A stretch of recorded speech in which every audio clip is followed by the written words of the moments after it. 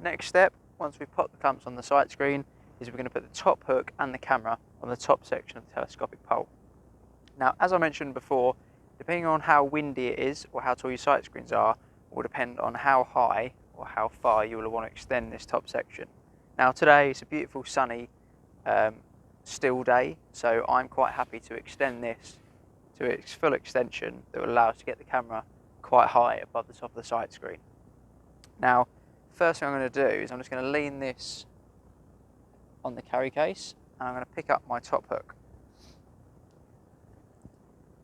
Now, the 3 clips that you'll see here, okay, they're all in a line together. It's quite important we keep them that way.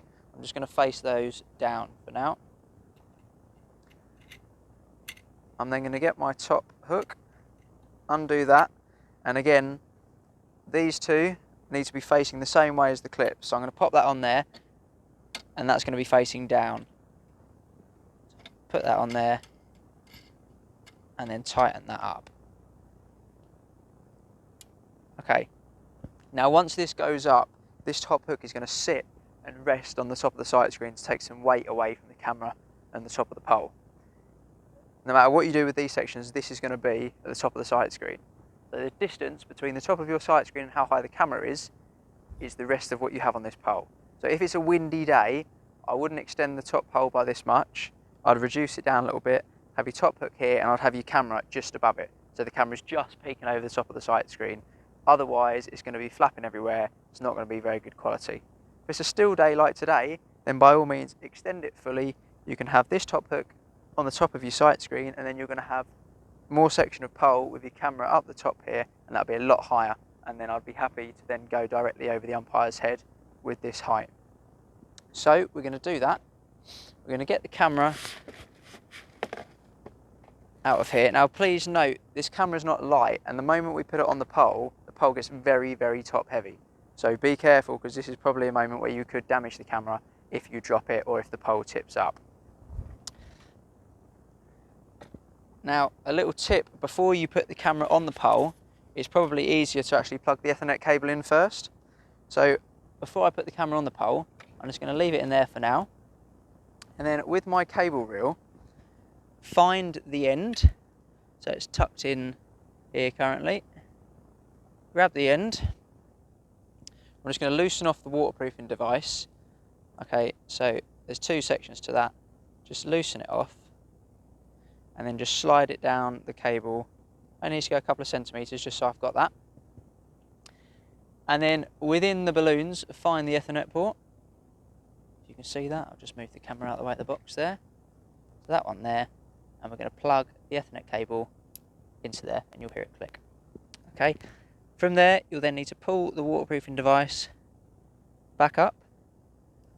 So that top bit slides on and then twists on. The rubber grommet fits into the grooves at the bottom of that. Please be careful not to snap any grooves. And then this bottom bit then pops over the top of them and then screws in like so. Then you can pull the balloon back down over, and hopefully that gives a double layer of protection against any water getting in. Okay, so realistically that's the only way the camera's going to get damaged, if water gets into there. And please note that even an easier way to do it is if you leave your Ethernet cables touching wet grass before a game starts, they get wet, that wetness then goes straight up into the Ethernet port. So please be careful with wet Ethernet cables plugging into equipment. That's a surefire way to trip them through water damage. So once you've done that, we're going to grab our camera again. Now make sure you've got enough cable. I'm just going to shimmy the pole down a little bit further so I can get to it. I'm going to move these lids out of the way. Now, first thing you're going to do is pop this Jubilee clip over the pole.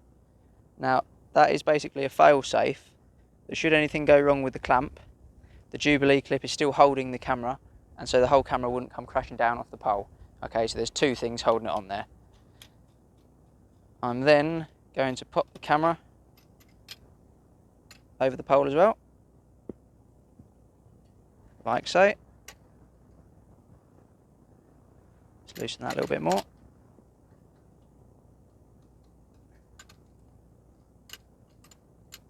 Just loosen this wing nut a little bit.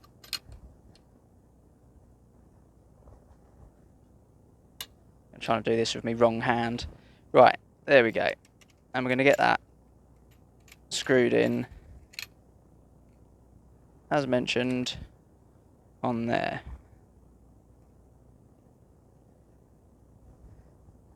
Beautiful. Now, the moment you hear that click, that's already on tight enough. Telescopic poles easily damaged. Do not keep going. If you hear it clicking, you've already done it up tight enough.